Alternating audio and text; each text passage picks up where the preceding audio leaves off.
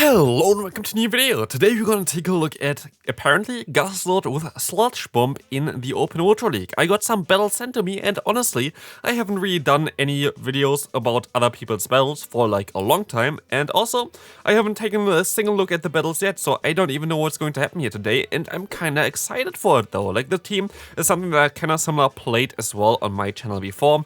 Toxicroak, right now, one of the best Pokemon in the meta, but honestly, I'm kind of excited for the battles. I wonder what is going to happen here today, and if you want to see more battle, like more showcases basically of other people's gameplay, which I have done a lot in the past, but haven't really done recently, I don't know why, like, then leave a like on the video. So, let's take a look at the team. We're going to have here the Toxicroak in the lead, the Say-Sub most likely of Greninja, and then of course our Sludge Bomb variant of the Guzzlord in the back.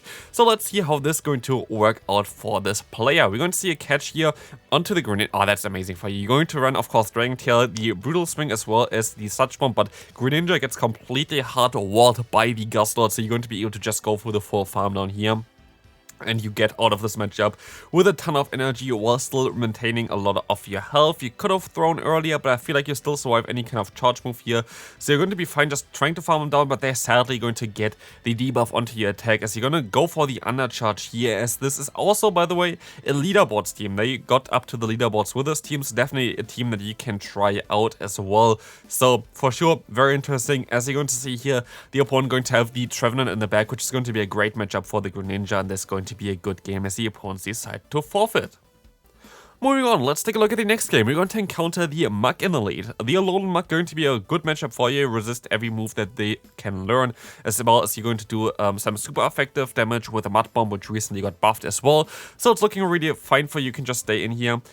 And I guess you play this nearly perfectly, because the thing is here that the opponent is always going to lose it, but like if you throw the Mud Bomb a little bit earlier, the opponent wouldn't go down from it. So here we're going to see now the Guzzlord matching up against the Scrafty, which can be a little bit tricky, but luckily you're still going to have in the back the Greninja. And you used actually here the Guzzlord as a Say-Sub, which I find interesting. You're going to get some damage onto them. You might want to try to go for a Brutal Swing, but the opponent goes for a charge move anyway. That's going to be another Power Punch most likely, and you're not going to get any more damage onto them. As you can go back into the Toxicroak, going for 2 Mud Bombs going to be fine here for you. First one most likely going to get... Oh, they're actually not going to shield this. And now it's a Giratina, which is going to take some damage from the incoming Mud Bomb as well against the Greninja. And I think the Mud Bomb basically put them into range for 2 Night Slashes. But I actually would have kept that move if you were able to swap out earlier already, because you're basically always going to win CMP anyway. Like this, you just gave the opponent 1 free fast move. But yeah, like as we can see here right now, the opponent going to go down from another Night Slash. Of course, there's still a lot of shields in place, so this game going to take a little bit longer than I kind of want to, but we will see here anyway. We're gonna see the Dragon Claw coming through.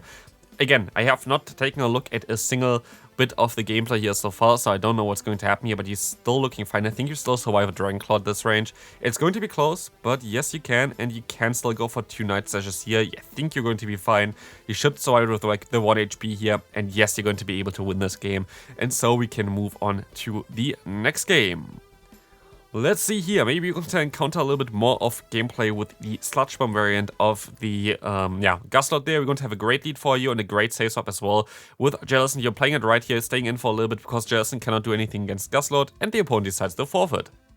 Fine for me. Let's move on to the next one. We're going to have a Charizard in the lead, which is a little bit of a worse one for you, and you're going to use actually your Guzzlord as a Say-Swap. You might play it a little bit more, how would I say it, like fluid. You're going to not always use the same Pokemon as Say-Sub, depending just on what you're going to encounter in the lead. And here finally we're going to have a matchup where Sludge Bomb going to be way better, as you can see here. Going to do some super effective damage against the Venusaur, forcing them to throw kinda. You should have tried to go for your charge move there, but I think you would have lost CMP anyway. And you're gonna go for it now. I guess it's going to be fine. Let's see. They're going to use a shield anyway, and yeah. Oh, they're actually going to go for a charge move. You want CMPI apparently. That's amazing for you, as you can get rid of some of their energy as well, allowing you to get some more energy with your Toxicroak. And this is looking okay for you. Again, you still have to deal with a lead here, which is not going to be ideal for you, but you can get a shield most likely with the Sludge Bomb, so maybe you want to stay in, but you looks like you want to swap out immediately. As the opponent going to have a Skuntank in the back. Skuntank can now learn Trailblaze, which might be a little bit of an awkward one for you. You have to hit 2 Hydro Cans in order to knock them out. You're going to use a shield here onto the Trailblaze. So they're actually running this move. Otherwise, before, usually they ran the move Flamethrower, which would have been better for you. But here, you can still go for a Hydro Cannon, get the knockout. You go for an extra fast move, go for the bait here, which of course they're going to have to shield. So like, great play here so far. And you can still reach another charge where I feel like the opponent kind of misplayed this one with their Charizard, but we will take it and we can move on to the next game. So let's see what they're going to have here. We're going to encounter now next the next opponent with Toxicroak or this Trevenant. That's going to be a decent one for you. But again, as you see here as well, it really depends on what they're going to go into depending on what you see in the lead. For example, here against Trevenant, your Greninja of course takes super effective damage from the Seed Bomb, but still you're going to be able to win the matchup. While, for example, here the Guzzlord in the back would have a way better matchup against the Trevenant. So that's why they went into their worst matchup basically all the time, which I guess is the way how they play their lead anyway here. So we're gonna see an unfortunate debuff onto the Greninja from the Moonblast, which actually really changes quite a bit of it, because now you're forced to go for the Hydro Cannon, otherwise you would have been able to just go for Night Slash spam. And so the opponent going to let this move go through and you can realign, which basically completely kills the purpose of the Trevenant. And also, this game at this point of time is over already. Like, we will see here that you can completely hardwall them because the opponent allowed you to just gain back Surge advantage, which is just so important for this matchup here, or for the Ultra League in general. As you're going to see, you can let this move go through. Like, there's nothing that the opponent can really do here about it. The Zap can going to nearly knock you, or like, gonna knock you out, and you can just hardwall the opponent as they decide to forfeit. Moving on, let's take a look at what they are going to bring us to the table here. Next, it's going to be a Tentacruel matchup against the, against the Toxicroak. Toxicroak going to usually win this matchup. It's a little bit more dicey because counters also resisted. Both fast moves are resisted, but Tentacruel usually has a better stats. While, of course, as we're going to see, Scald going to still do a decent amount of damage, or we're going to see a shield. As you're going to also see that the opponent is going to have a Mandibuzz here. Attack drop was kind of unfortunate there, but we're going to see as well the area is now doing not that much damage against you. Here, Dranclaw would have been definitely a little bit better for the Guzzlord, but you're still going to have a decent matchup here, and especially like Sludge Bomb still going to hurt quite a bit. So it's not really a bad matchup either. We're going to see the aerial ace coming through, going to do some decent damage, and now the Sludge Bomb is going to connect against the opponent. No reason for them to shield. As you see, I didn't watch the gameplay yet. Okay, I guess there is a reason for them to shield. But you're gonna now see another Sludge Bomb coming through soon. I guess you're going to use a shield here as well, because you kinda did underestimated the energy gain of the Mandibuzz. But you're going to get out of this matchup with 2 moves stored, which is going to be very good for you, so you can definitely realign. And now they're gonna go back into their Tentacruel with this move here with a Brutal Swing. You should put them into range for just 1 Mud. Okay, it's not in range for one Mud Bomb. This does not knock them out. Mud Bomb does around 50%, or like even a little bit less. But they're going to run apparently the Swampert in the back, which can be okay for you. Mud Bomb should put them into Night Slash range nearly, so you might even be fine with your Greninja. They are forced to go for a charge move here, but it's still going to be a close one. They might gonna get to an Earthquake and gonna do a ton of damage against your Greninja. But it's going to be a close one. Like, we will see how this is going to work out for you. Yes, they're gonna get to the Earthquake in time. I think you still survive it and you can overfarm by quite a bit. Exactly, you should go up to 2 Night Slashes here, go for the Night Slash to knock them out. And I think the Night Slash should also knock out the opponent's Tentacruel. Let's take a look at this one, the knockout coming through there. And yes, this should be enough. And yes, the Greninja is gonna be able to sweep endgame here, so you can move on into the next game. Let's see what they're going to run here. We're going to have the Virizion. Great lead for you. Very bad for your backline, but very good for your lead, as we're going to see that the Virizion is staying in here, so they're most likely having a double weakness to Toxicroak. Some valuable information here just from staying in, and they're running close combat on this Pokemon. That's a wild. I have not seen a close combat Virizion at all, I think. Like, I don't think even in ages, like, just at all. But Blast Burst coming through from the Charizard can be a little bit tricky. I think they would be able to realign if they use 2 shields against you, but I don't think they have to, and I don't think they will, and this is fine. But a great play as well there for staying in and basically letting the opponent get you a little bit lower, because the matchup for you against Virizion is fairly bad for Greninja. But you can just go for nearly a Mud Bomb even would have been enough from this range. Let's see here, Sludge Bomb gonna get not even a knockout, so Mud Bomb would have been better. Mud Bomb would have knocked them out here as well, so I would have went for that instead. But Leaf Blade coming through, you're going to shield it, and they can even go for another move, which is kind of awkward. You kind of want to shield because you know that they're going to be weak against you in the back, as said before. Just something that you can see depending on how people play the matchups. Here, for example, if they stay in with the Virizion for a long time against Toxicroak, you can kind of guarantee that they're going to be weak against Toxicroak in the back. You didn't really have to swap out here, I feel like, but it's still going to be okay for you as you can just take a focus blast, it doesn't knock you out. Guzzlord is a very bulky boy and you can just go for the brutal swing in order to knock them out here as well, as this Guzzlord is going to town and even the MEWeedle gonna go down there.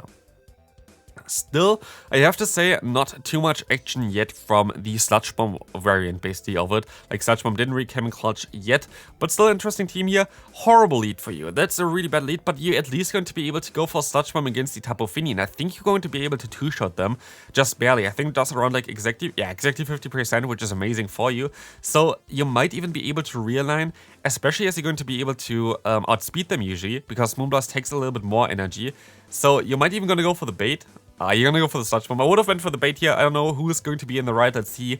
They are gonna, for example, here it was kind of obvious that they might going to shield this move up. I think it's just a Surf. No, it's a Moonblast as well, so it's a little bit tricky. But actually, you played this fairly fine there, I feel like. You might even want to catch a move, but it's also okay for you. You kind of need energy for the Dragonite. Like, Dragonite is something that you can deal with, but you need energy in order to get those shields. But sadly, they're going to have, like, honestly, if they win this game here, there must be something really wrong. The opponent should just let this move go through, exactly, even if you get the boost, which he didn't. There's not a lot that you can do about it. You can try, you have to shield, basically, here. You can still try to go for a Night Slash, but they should be able to outspeed you in time. So, it's going to be a tough one. So, like, maybe you can still outspeed. I don't think you can. No, you cannot. And, like, this game is basically over with that one. You're going to see a loss as well, which I always like if you send some stuff in. Like, losses are very valuable as well. So, let's move on to the next one. We're going to encounter Skunkling in the lead. Amazing lead for you. Again, a very positive matchup for you, but you kind of also need the Toxic Rogue for the opponent's Tapu Fini. Great bait there. Very likely that they're going to shield. So, yeah, again, they decided to shield there because, like, for you as a Tapu Fini user, you're already behind because you're switch locked now. And the likelihood of them just going straight for the hard-hitting move is fairly high. But I guess you kind of want to just troll around with the Guzzlord here, and I'm all for it. This should just barely not be in range, I think, for a Sludge Bomb, but as you can use a shield here anyway, and as you can get some extra energy, okay, they went for the Surf, which is kind of annoying, but you can, oh, that's just a Surf. Like, is it a Moonblast? It's, as said before, like, it was just a Surf. You're going to be okay here, but this is the awkward thing. Now you don't have Dragon Claw for this matchup, which is a little bit awkward. So Brutal Swing is coming through here, going to be resisted. But usually they only have charge moves that are going to be resisted against you as well. So you're going to be okay here, I feel like. You're going to be fine just farming them down afterwards. Flamethrower does not do that much. Can you farm down, please? Please go back into the Tapu Fini, please. Let's see. Let's see. Yes, they're gonna go into the Tapu Fini, and that's going to be the one shot there from this range. That's absolutely madness. As you're going to also now see the Trevenant coming through. What is Guzzlord doing to that poor opponent? Just completely demolishing them. Again, a Seed Bomb is not enough to knock out the Greninja from this range. And so this is going to be game, and what a game it is. Moving on to the final game of today's video, let's see what they're going to run here. We're going to encounter the Toxic Rogue with the Greedent. Great lead for you again, as you're going to also see that you can just stay in here and go for some charge moves. The opponent stays in as well. I think they might be even able to win the Zero Shield, which is just absolute, like, Greedent is so crazy. Like, this Pokemon is just wild. You keep the energy, you decide to swap out into your Guzzlord, which I kind of like, as you're going to get out now the opponent's what's called Tentacool, which is really nice for you as well. That's the matchup where you kind of want to see it as well. As they're actually going to go ahead and go for the Acid Spray, so you know already they have Scald and Acid Spray. Good information for you, like pretty valuable. You can let this move go through. It's most likely going to be the Scald, I would imagine. It's actually the Acid Spray. That's even better for you. Like, you're still gonna get another move off, and this might even knock them out if they let this move go through, which they do, and now you can realign, which is amazing. If they go into Greedent, you still have your Fighter, which they do, and you can just go for a charge move with your Toxic Rogue as well. Sludge Bomb is coming through. Don't know if that's going to knock them out. It's kind of it's actually exactly in the range, and now you're going to have the Greninja against the Giratina, which is actually such a close matchup. It's not really looking too great for either. Like, you have super effective moves, you're a Dark type, but you just have like half of the bulk basically of a Giratina. So it's a little bit of an awkward one. The opponent plays it great here by letting the first move go through. Most likely the second one as well. Exactly, that's how you're supposed to play it. Because of the boost chance of Night Slash, you kind of want to have it like this. Dragon Claws coming through, gonna get shielded. You can go for another Night Slash afterwards as well. You are now at 2 of them. You got a free fast move in, which is amazing. And you're going to let this move go through as well. You have a Mud Bomb stored and you run the other one. So, like, you won this game at this point. Like, there's nothing the opponent can redo. You can even go for the Hydro Cannon here, like, they're just playing around. And so, this is going to be a good game, as you can now go for the Mud Bomb, and this is going to be it for this video as well. Thanks for sending in those battles. If you enjoyed this kind of type of content where I don't even know the battles at all, feel free to leave a like, and I'll see you then. Bye-bye.